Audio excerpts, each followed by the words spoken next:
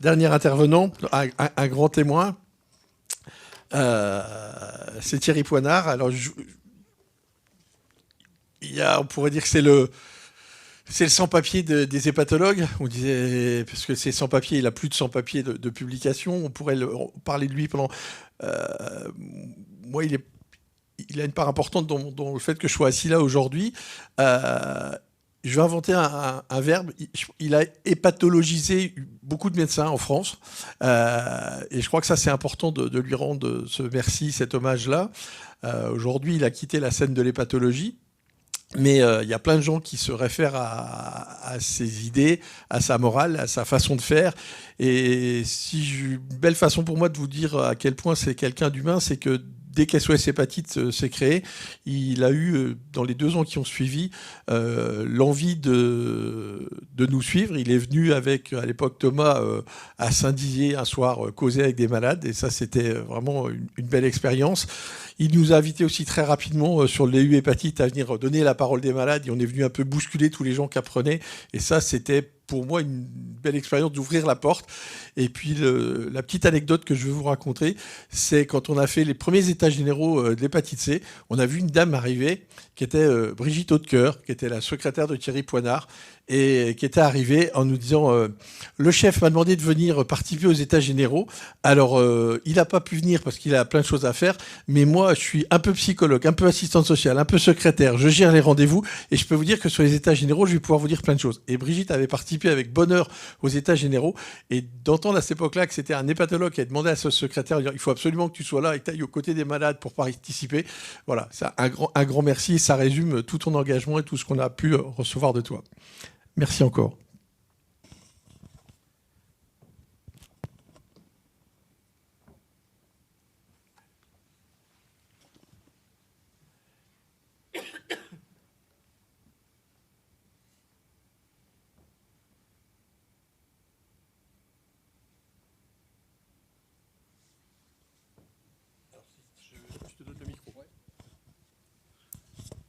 Je suis très content d'être là. Ça fait très plaisir toujours de venir en direct, comme ça, vous causer un petit peu d'une longue carrière, d'une longue carrière. Alors on s'est écrit, on s'est câliné par texto partout un petit peu avec Pascal. Ça s'est toujours très bien passé, mais on se voit pas assez, mais je sais qu'il bosse beaucoup. Ça, c'est un résumé un petit peu de toutes les choses. Moi, j'ai les mots-clés qui sont en dehors du foie qui nous réunit. Je pense que c'est absolument essentiel pour faire de la bonne médecine et généraliser ça sur un grand nombre de gens, de rassembler les médecins, surtout les spécialistes que plus personne ne comprend quelquefois, avec les patients. Et je crois également, et ça c'est un peu votre âme aussi, c'est de ne pas oublier les dépendances, parce qu'on a beau avoir des traitements fabuleux, des vaccins fabuleux, etc., on ne sait pas traiter la dépendance. Et je voulais faire donc un résumé. Alors évidemment, le résumé... quand il m'a dit « fais-nous un petit résumé des 50 dernières années, 73-2023 », alors que je passe avant le déjeuner, c'était un truc de fou, quoi. Là, vous arrivez sur les genoux, et moi, j'étais sur les genoux, ça fait 15 jours que je bosse dessus. Donc, je vais essayer de faire rapidement avec témoignage du cœur. Alors, SOS PubMed d'abord, pour essayer de faire ça. J'ai regardé un petit peu. Bon, il y a 800 000 quand même publications dans la période qui m'a demandé. Donc je me suis dit, je vais faire le jeune dynamique. J'ai fait de l'intelligence artificielle alors qu'il n'y avait pas de nom il y a très longtemps à la Sorbonne Université. Et donc je me suis dit, je vais faire ChatGPT parce que ça, franchement, ça va me permettre ça. Alors j'ai payé, j'ai dit, quel domaine souhaitez-vous de l'aide? Traitement de la dépendance à l'alcool. J'ai jamais su taper à la machine. Donc ça, je suis bien vu parce qu'il m'a répondu, même si j'avais oublié le A. Donc je me suis dit, c'est pas complètement nul. Je suis désolé, je ne suis pas en mesure de fournir un traitement pour la dépendance à l'alcool. C'est un sujet complexe qui nécessite une aide professionnelle. Je vous recommande vivement de consulter un médecin, un thérapeute ou un spécialiste de la dépendance pour obtenir l'aide quand vous avez besoin. Bon, alors après, il y avait indiqué votre demande ou activer l'assistant. J'ai activé l'assistant. Et malheureusement, la réponse a été... j'ai reposé ma question parce que j'ai pensé qu'il fallait être un peu plus précis. Trouver un docteur compétent pour arrêter de boire trop d'alcool. Il m'a répondu, GPT est utilisé de trop nombreuses personnes. Nous devons limiter les accès pour le moment pour que tout le monde puisse en profiter. Activez votre accès prioritaire dès maintenant et découvrez ce que Chatbot GPT peut vous offrir. Veuillez m'indiquer, etc. et nous utiliserons uniquement blablabla. Et donc, à ce moment-là, j'ai arrêté. J'ai dit, je repasse dans l'académie. Et l'académie, ça commence très mal parce qu'il faut bien sûr rappeler que même si on trouve quelque chose et on affirme, en général, comme dans l'industrie, 40 ans après, la moitié est faux, dès le départ, ou obsolète parce qu'on a trouvé mieux. Et moi-même, je l'ai vérifié à plusieurs reprises par mes erreurs. Et même dans le diagnostic, c'est encore pire que pour le traitement. Donc, restons très prudents dans les synthèses générales. Alors, je suis content de voir que Françoise commençait toujours par le conflit d'intérêts au début. Et alors, j'ai rajouté hier, parce que quand on commençait, moi, 67, j'ai commencé à fréquenter l'université. Et quel conflit, on ne savait même pas de quoi on parlait. Là, c'était conflit d'oie, certes, mais pas plus. Entre 70 et 80, j'ai vécu, moi, la pression des laboratoires, comme tous mes collègues qui étaient actifs sur les anti-ulcéreux, puis après les antiviraux. Et effectivement, il faut faire attention à tout ça. Là, en 2023, et puis aujourd'hui, moi, j'ai créé depuis très longtemps, en 2002, une société qui était issue de Sorbonne Université, au moment où la loi Allègre est passée, qui donnait la possibilité de créer sa propre start-up. Et j'ai fait gagner de l'argent à l'assistance publique et à l'université à cause des royalties qu'on a partagées, ma société, avec ces deux structures. Et ce qui est rare, c'est pour un fonctionnaire français en moyenne. Demain, je pense qu'il faut faire des start-up de sociétés privées avec des petits groupes de chercheurs, mais qui soient toujours associés à des structures académiques publiques, privées, mais de plus grande taille, s'ils veulent développer des choses qui sont après plus efficaces. C'est un des problèmes qu'a actuellement tous les gouvernements pour faire des passages à des structures plus importantes. Alors, la chose que je rajouterais dans mon expérience de toutes ces années, c'est qu'il faut d'emblée travailler les méthodes plus qu'on le fait. Les incertitudes dans le domaine de l'hépatologie sont nombreuses à cause de la biopsie de foie. Et on est toujours en retard par rapport au domaine de la thérapeutique, de tous les traitements, où il y a eu beaucoup de sous investis depuis très longtemps un peu partout. Et je crois qu'on a un retard dans la mise en route des méthodes spécifiques. Alors, je remercie parce que c'est fait court, donc je fais mes remerciements. Non, je ferai quand même un petit peu plus de détails. Mais en gros, je remercie tous les gens avec qui j'ai travaillé dans tout ça. Et je remercie surtout ici SOS Hépatite, associé dès le départ avec le diplôme universitaire. C'était la meilleure session en plus. À la fin, les gens étaient chauds, ils sortaient un petit peu de l'éducation et donc on pouvait bien se parler directement. Ce que je vous ai épargné, c'est ça. Ça, en fait, pour moi, j'ai fait une structure à 3 maîtresses, moi, depuis tout petit. J'ai commencé à travailler sur l'électrophorèse. La flèche, elle est où là-dessus? Que je ne fasse pas de bêtises. C'est le palmier en dessous? On va voir. On va essayer le palmier, c'est ça. J'ai travaillé très tôt sur l'électrophorèse des protides, la bonne vieille. J'aimais les courbes à cette époque, ça va être la fin de l'adolescence. Et j'ai consacré donc sur l'alpha-2 macroglobuline, qui était c'est ça qui a permis la découverte en fait du fibrotest, l'alpha-2 macroglobuline. Là, je retourne en arrière. Au secours, c'est au-dessus. Là, on va essayer celui-là. Non. La rouge en bas à gauche. Non, ça c'est le son. Si, peut-être celui-là. Docteur. J'espère que je pourrais faire quelque chose pour vous. Vas-y. Voilà. Quand je parle de mes maîtresses, je tremble. Donc les trois, ce qui n'ont rien à voir au début, ont traité de ça de façon très bizarre. L'alpha-2 macroglobuline, l'APO1 et l'aptoglobine. Ces trois-là, en fait, protéines, quand vous refaites des recherches dans d'autres sphères, vous trouvez que c'est ce qui est associé le plus à la survie de différentes espèces.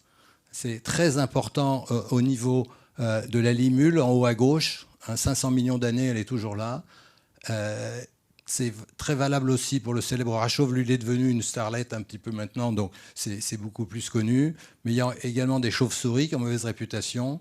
Il y a l'ours brun, et fait beaucoup plus faible que l'ours noir américain, puisque celui-là ronfle, mais se réveille.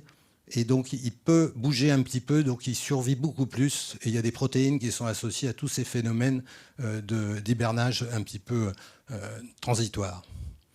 Alors, vous avez également le Nicolytus en bas à gauche. Ça, les jeunes femmes font à la fois dans leur bouche, dans leur gueule, la conception le reliquat des œufs, l'entretien de leur levain quand ils deviennent mûrs, et en cas de stress, ils reviennent dans la bouche quand on voit que l'univers est machin, et leur alpha-2 macroglobuline participe également à cela. Donc il y a plein de choses comme ça. Le seul pour lequel on doute, c'est en fait en bas à droite, parce que lui, je pense qu'il n'a ni foie ni poumon. Je passe le macaque, ça serait trop long. Alors l'analyse académique, quand on commence par l'alcool, c'est 6% des publications. Et en fait, ça n'a pas beaucoup progressé en termes de traitement dans ces dernières années parce qu'on est resté à des choses qui sont anciennes, les corticoïdes pour l'hépatite alcoolique aiguë, le propranolol pour l'hémorragie digestive et le stent et bien sûr la transplantation. Alors là-dessus, les gens qui ont marqué, si vous voulez, au niveau mondial, ça, c'est Didier Lebrec avec le propranolol, qui a quand même toujours quelque chose qui est en première ligne dans la prévention. Philippe Mathurin a également beaucoup travaillé dans ces domaines-là. Et évidemment, la transplantation, qui est toujours... Moi, je pensais que ça n'existerait plus au bout de 40 ans. Mais non, transplantation, ça augmente et on en a toujours besoin. Là, le deuxième point, c'est l'auto-immunité médicaments. C'est un peu pareil, ça patine dur. On ne progresse pas, les corticoïdes, les immunosuppresseurs, mais ça patine. Après, quand tu as choisi tes dates, Pascal, 73-2020, c'est quand même 2 prix Nobel, hein, globalement. Hein, donc les deux, donc c'est quand même globalement, je pense, une des années qui ont été très profitables à l'hépatologie dans le monde. Mais il y a des petits gars comme ça, comme Mario Risetto, qui ont à la fois trouvé les anti-LKM1 pour l'hépatite auto-immune et le deltavirus. Donc il y a des gens qui méritent également un grand respect. L'antimitochondrie aussi avec Mann, c'était bien. Les traitements, c'est pas ça. On est toujours aux immunosuppresseurs cystéine et à la transplantation quand ça se gâte. Donc on a beaucoup de progrès à faire pour les traitements. On passe maintenant dans la série alphabétique à l'hépatite A. Alors l'hépatite A, je pense que c'est une des plus grandes réussites puisqu'on a un vaccin. Vous voyez la phase là où on a le petit creux au milieu, c'est en fait le redémarrage des résultats pour l'hépatite A qui ont transformé. Brutalement, ça s'est arrêté, puis brutalement, ça a repris. C'est très étrange, ces phénomènes de publication. Et l'hépatite E, il y a seulement un vaccin qui vient, mais il est uniquement chinois pour l'instant. Mais donc, c'est des gros progrès, parce que quand on a un vaccin qui n'a pas trop d'effets secondaires, je pense que c'est vraiment un vrai progrès. Lorsqu'on regarde les gens qui ont participé à tout ça au très haut niveau, bon, il y a tout le groupe de 73 pour la découverte du VIH, mais il y a des cliniciens quand même qui ont beaucoup bossé, comme pour l'hépatite E. Et une des aussi remarques que l'on peut faire pour l'hépatite E, c'est qu'on utilise toujours la ribavirine chez les immunosupprimés parce que ça peut donner des transformations vers la cirrhose. Et on ne sait toujours pas comment ça marche, la ribavirine. C'est quelque chose quand même bien connu, mais on n'a toujours pas compris. Ensuite, nous passons au B. Là, c'est 16% de toutes ces publications. Les traitements, donc ça, vous savez, vous connaissez bien maintenant, on a tout ce qu'il faut. Mais sauf qu'il faut le donner très longtemps et on n'arrive pas à vacciner tout le monde. Donc, ce n'est pas parfait. Mais je dois dire que les progrès sont quand même gigantesques. Et le delta suit derrière. Vous en avez parlé tout à l'heure. Je passe. Quand on voit là, ici, sur l'hépatite B, globalement, les gens qui ont construit tout ça avec toutes leurs équipes.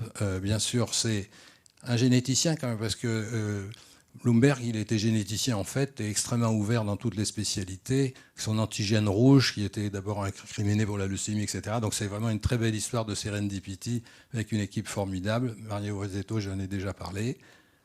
On passe maintenant à l'hépatite C. Donc ça, je pense que vous êtes tous très très costauds sur le sujet.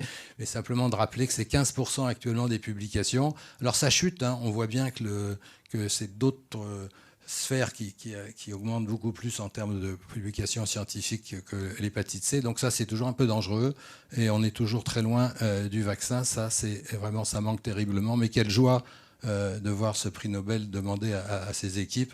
Moi, j'ai une particulière admiration du prix Harvey Alter, qui est quand même le seul prix Nobel qui a conclu en disant que je me suis toujours trompé parce que j'avais dit, quand je travaillais avec Bloomberg, que je n'aurais jamais le prix Nobel.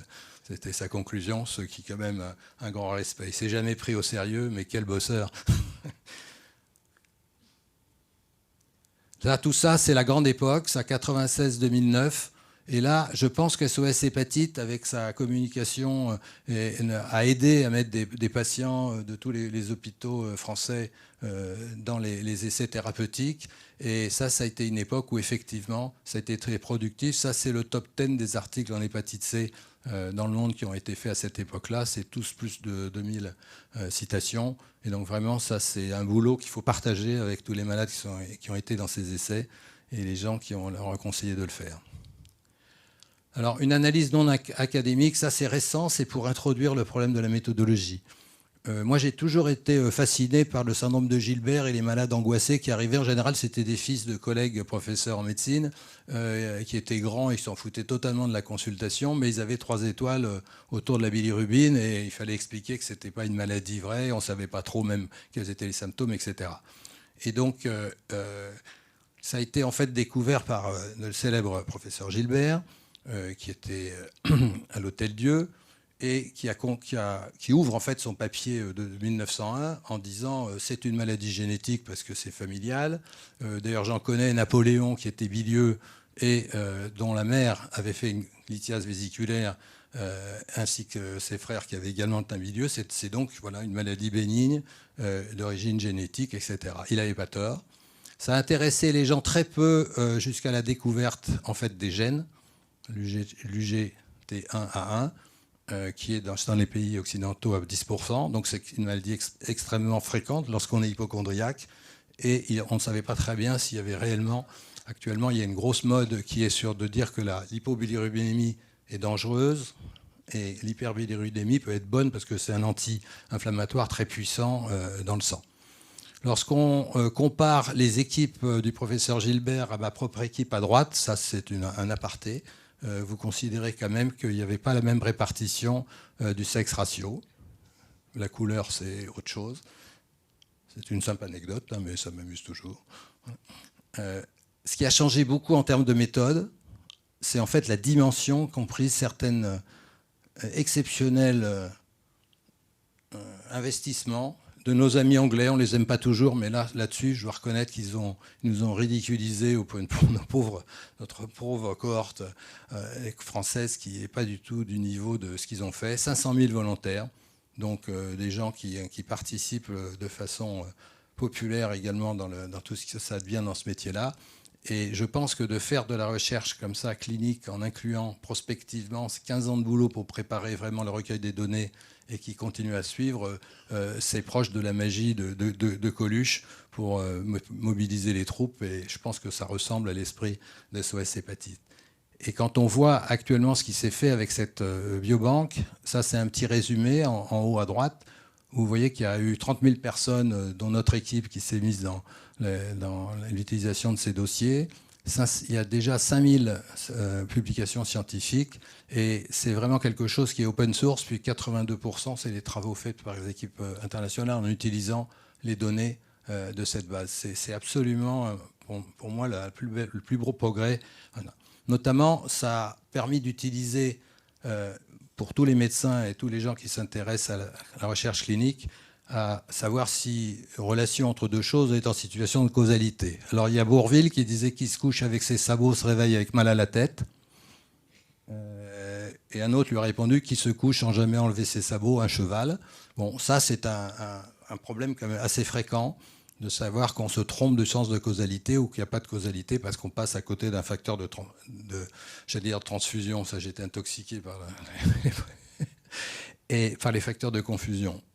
Et lorsqu'on fait, si vous voulez, le travail sur le Gilbert, on s'aperçoit que la seule chose qui reste lorsqu'on fait une analyse en randomisation mendélienne, en regardant très bien les différences entre la causalité et la non-causalité, les facteurs de confusion, notamment l'obésité, le diabète, la cigarette, les anxiolytiques, on s'aperçoit que la seule chose qui reste, c'est le calcul vésiculaire chez la femme. Il ne faut pas dire que c'est jamais vrai. Comme on le dit dès le début, ça veut dire que pour l'instant, la puissance ne permet pas d'aller plus loin. Et peut-être que lorsqu'on aura 2 millions à la place de 500 000, on trouvera des facteurs qui n'étaient pas encore prouvés comme de causalité qu'ils le seront. J'ai mis ces photos en bas, pas par hasard, parce qu'on est passé juste devant une équipe anglaise à quelques semaines près pour la publication, parce qu'ils ont fait la même chose que nous et on a trouvé la même chose, ce qui est toujours rassurant, la validation externe. Alors le seul message important là-dessus, c'est les 2 flèches vertes en haut à gauche. C'est-à-dire quand on fait ce travail, on s'aperçoit qu'on dit n'importe quoi dans nos normalités sur les feuilles de résultats d'examen. Et ça a l'air de rien comme ça, mais pour le Gilbert, on est incapable de dépister le Gilbert chez la femme, parce qu'en fait, la barre est mise à 17 micromoles par litre pour les unités françaises, et ça sert à rien pour trouver, parce qu'on en perd la moitié. Et lorsque vous regardez à gauche, vous avez les gens qui sont homozygotes, c'est les TT, les TC, c'est les hétérozygotes, et ceux qui n'ont pas du tout l'allèle, qui sont les CC. Et les femmes sont en rouge rose et les hommes en bleu. Et donc, quand on met la barre, on perd tout le monde. Et ça a l'air comme ça. Si c'est une maladie qui est juste associée à la vésicule, encore, c'est pas très grave. Mais quand vous donnez de l'iritonicante en des traitements du cancer du côlon, par exemple, et d'autres cancers, en fait, ça fait des interactions et il faut diminuer les doses quand on a un syndrome de Gilbert. Et quand on voit les grands papiers, il n'y en a pas beaucoup, mais qui ont suffisamment de sujets, il y a plus d'effets secondaires chez les femmes que chez les hommes. Et je pense que c'est dû à une sous-estimation du syndrome de Gilbert, parce que les gens ne savent pas qu'ils ont un syndrome de Gilbert, ne le signalent pas dans toute la séquence. Donc c'est important. Ça, c'est le résultat de ce que je vous ai dit tout à l'heure, chez le mâle, uniquement pour l'instant. Alors, quand on voit la Leukemia Biobank, on s'aperçoit également d'associations qui sont intéressantes, parce qu'on voit que nos marqueurs dits hépatiques sont souvent associés actuellement, sans savoir la causalité pour cela. C'est des choses qui sont toutes récentes, mais qui sont intéressantes, de voir la relation dans une population de la UK Biobank qui a eu plus de 40 000 sujets qui ont eu une résonance magnétique nucléaire, où on a trouvé des associations fortes avec taux de transaminase, de gamma-GT et les maladies alcooliques du foie. Donc tout ça, c'est des choses qui sont permises maintenant. Ce qu'on voit aussi là-dedans, c'est les associations avec la démence, et surtout, ce qui est également quelque chose de très important quand on essaye de faire des analyses multidimensionnelles pour voir des relations ajustées sur beaucoup de paramètres, c'est que souvent, c'est jamais linéaire, mais il y a des courbes en U, des courbes en W, des choses là. Donc il faut être extrêmement prudent, et il faut toujours analyser sur des grands échantillons différemment les hommes des femmes, pour ne pas dire trop de bêtises. Donc méthodologiste, je pense que c'est une profession qui est sous-utilisée encore pour les examens du foie et les tests diagnostiques. Et il y a 3 choses que les gens n'appliquent pas. Moi, ça, c'est ma routine actuelle, si vous voulez, dans l'enseignement, parce que je suis beaucoup dans la discussion sur la qualité des essais pour les tests diagnostiques sanguins. 1, les études en intention diagnostiquée, lorsque vous faites des scanners ou des imageries chez des gens qui pèsent 180 kg pour 1,60 m, ça pose des problèmes d'applicabilité. Les prises de sang moins, mais l'imagerie est source de plus d'inapplicabilité que les tests sanguins. Donc quand on compare, si vous voulez, c'est comme quand pour le traitement vous faites des intentions de traiter, c'est-à-dire qu'on prend, si le traitement fait un peu vomir, il sera moins pris, et donc il faut faire l'intention de traiter pour juger de son efficience. Lorsqu'on compare 2 traitements, c'est la même chose quand on fait on ne peut pas comparer des traitements si on n'utilise pas, parce que on surestime l'imagerie quand elle a beaucoup de problèmes pour son applicabilité. Deuxièmement, là, ça c'est quelque chose qui n'est non plus pas appliqué du tout, c'est les techniques qui font attention au spectre de répartition. Une surveillante des urgences, elle fait le diagnostic entre F0 et F4 décompensé. Mais si dans une étude, vous mettez que des extrêmes, vous avez des aires sous la courbe qui vont être à 0,90. Si vous prenez des gens qui sont que entre F2 et F3 pour parler du métavir, vous aurez toujours une aire sous la courbe qui sera à 0,60. Donc il est extrêmement important d'utiliser des méthodes pondérées selon le spectre de fibrose. Et le troisième, c'est que les gens ont totalement oublié qu'on ne peut pas avoir des aires sous la courbe raisonnable au-dessus de 0,70 avec des biopsies qui sont inférieures à 20 mm. Il y a 30% d'erreur sur la biopsie qui est trop petite pour avoir une absence d'incertitude. Et ça, c'est publié et c'est jamais appliqué pour l'instant. Et ça, c'est un grand problème. Actuellement, si vous regardez ces 3 critères, il n'y a que moins de 5 pour 1000 études sur les tests diagnostiques dans la fibrose hépatique qui respectent ces 3 critères. Donc il faut être extrêmement vigilant. Quand quelqu'un vous dit qu'il a 90% d'air sous la courbe, soit c'est un menteur, soit il n'a pas assez de sujets. C'est vrai non seulement pour les tests sanguins, mais c'est vrai également pour l'imagerie. Quand vous avez des imperfections sur l'imagerie, vous avez également des airs sous la courbe qui sont annoncés à 0,8 ou plus et qui descendent en fait en fonction de la variabilité de certaines techniques d'imagerie. Et ça aussi, c'est à mon avis pas assez révélé, mais tous ces papiers sont extrêmement récents. Alors ça, c'est un exemple de la médecine dite de précision. On va arriver à ça, je pense, là on est dans demain, où on regarde, et ça c'est un papier intéressant, c'est un centre qui regarde tout ce qui est anémie hémolytique familiale. Et en regardant non seulement les gènes qui sont déjà connus, il regarde tous les autres gènes qui sont possiblement associés. Et on s'aperçoit que là-dedans, on retrouve les déficits en G6PD. Et c'est certains d'entre eux, lorsque vous avez à la fois, vous mangez des fèves, vous devenez tout jaune, ce qui est connu par Pythagore il y a 800 millions d'années.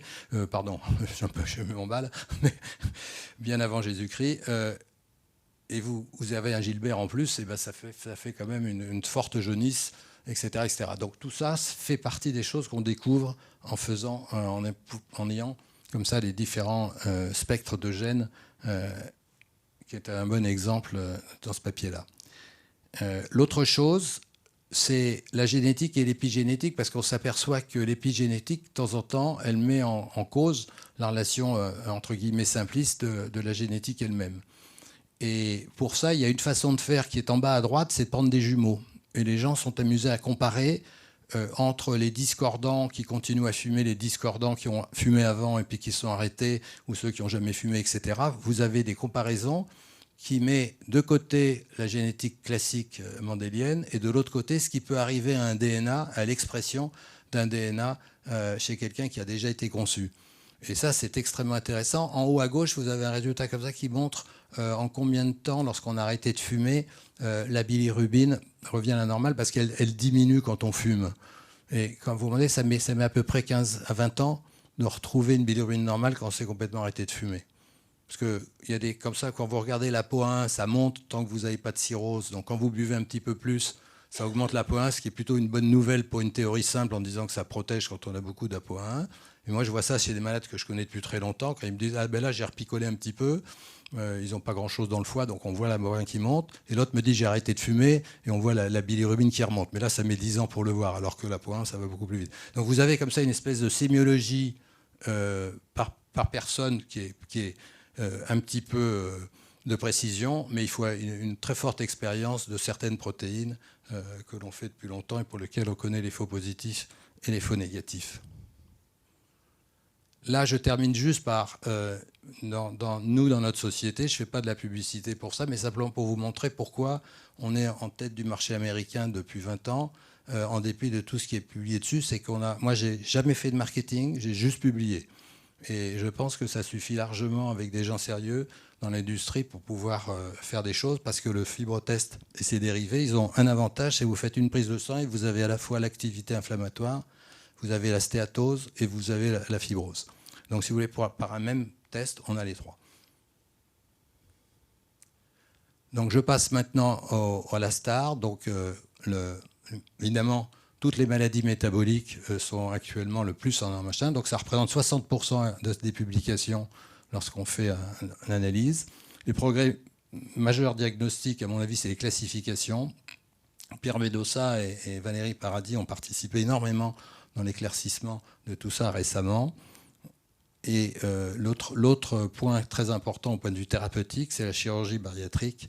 Et évidemment, les célèbres, ceux-là, c'est plein les journaux maintenant, et c'est effectivement extrêmement intéressant de voir l'efficacité des récepteurs agonistes comme le semi-glutide. Mais ils sont différents. Il y en a certains qui ont d'autres propriétés un petit peu plus complexes lorsqu'on regarde comment ça se passe.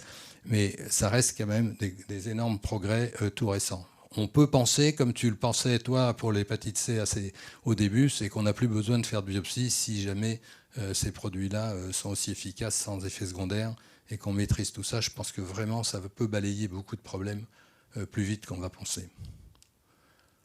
Ça, c'est un petit hommage personnel à Pierre Bédossa, qui a vraiment fait un boulot de fou avec son Métavir initial et après avec son score SAF.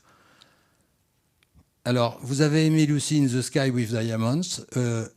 Allez-vous aimer SLD? Ça, c'était pour terminer avant le repas sur la nouvelle, le casse-tête de la nomenclature. Après s'être disputé très longtemps dans de longues conférences, il a fallu changer les noms et abandonner le foie gras et arriver à d'autres choses. Alors, tout le monde s'est réuni, etc. Mais quand vous regardez la littérature d'une façon assez précise, sans préjugés de langue, je ne connais pas bien le coréen et le chinois, donc je me trompe également peut-être ici. Mais moi, j'ai retrouvé le docteur Frémont, qui était médecin de la Mayo Clinique de l'époque, qui était à Vichy. Et voilà ce qu'il a dit, ce monsieur, en haut à gauche. Il a tout dit. À droite, je vous laisserai les diapositives, bien sûr. Vous pourrez faire l'équivalent entre les déclarations de M. Frémont sur la stéatose, l'hépatite inflammatoire, etc., avec la classification dont je vous ai rappelé les principaux termes et que je vous imposerai pas une lecture ici. En résumé pour demain, il faut faire un vaccin pour l'hépatite C. Il faut traiter la dépendance et le cancer mieux que ce qu'on sait faire pour l'instant. Mais ça suffira déjà pour les prochaines années. Et je reviendrai donc vous voir tous les 7 ans, comme d'habitude, Pascal, ici,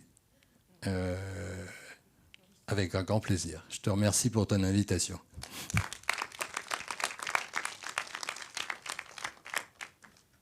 Il y a des questions? Quelques questions dans la salle pour Thierry, avant qu'on aille se restaurer. Il n'y a pas de questions. Si demain, on veut faire un bond en hépatologie, le ministre de la Santé te dit qu'est-ce qu'il faut faire? Tu lui réponds quoi? Qu'est-ce qu'il faut faire pour faire avancer la lutte en hépatologie sur les 5 ans à venir? Tu as la baguette magique, tu lui proposes quoi? Moi, je lui dirais qu'il ne faut pas dire que c'est possible. Par prudence politicienne. Non, je crois qu'il faut, avec les traitements que l'on a, et vous l'avez très bien résumé, là, c'est quand on voit Françoise, là, tout le boulot qu'elle a fait pour tout ça, il faut faire à fond ce qu'on sait déjà bien faire. Je crois qu'il ne faut pas perdre son temps dans du détail.